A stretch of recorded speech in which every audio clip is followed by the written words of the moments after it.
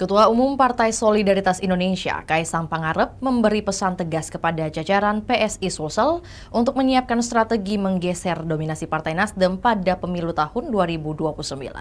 Instruksi tersebut disampaikan Kaisang usai melantik seluruh jajaran DPW dan DPD PSI se-Sulsel di Hotel Claro Makassar pada Rabu 28 Januari 2026. Mula-mula, Kaisang menanyakan target perolehan kursi DPR RI kepada Ketua DPW PSI Sulsel, Muammar Gandhi Rusdi. Yang kemudian dijawab Muammar 1 kursi setiap dapil. Namun Kaisang menegaskan PSI Sulsel harus berani menargetkan lebih tinggi dan menggeser Nasdem yang menjadi pemenang pemilu 2024 di Sulawesi Selatan. Kaisang menilai peta politik Sulsel kini mulai berubah. Hal ini menyusul hengkangnya figur sentral Nasdem Sulsel, Rusdimas Mapasesu dari Partai Besutan Surya Paloh.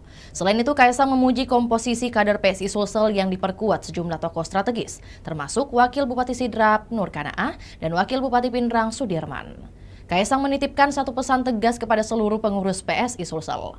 Ia menegaskan partai tidak sekedar menjadi pelengkap dalam kontestasi politik, tetapi harus tampil sebagai pemenang. Khusus Sulsel, Kaisang sampai mengungkap satu permintaannya agar PSI jadi pemenang di tahun 2029 tanpa alasan.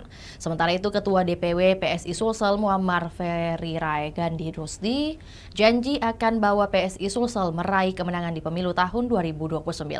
Menurut Muammar, PSI tidak dibangun untuk sekedar ikut meramaikan kontestasi politik, tetapi sebagai kekuatan yang menonjol di Sulawesi Selatan. Ia bahkan percaya diri mampu menggeser dominasi Partai Nasdem yang sebelumnya dipimpin ayahnya Rusdimas Mapasesu, di mana Nasdem meraih 18 kursi dan mengamankan kursi Ketua DPRD Sulsel pada pemilu tahun 2024. Itulah tadi berita Hot News kita pada hari ini. Saksikan berita Hot News lainnya hanya di kanal YouTube dan Facebook Tribun Timur.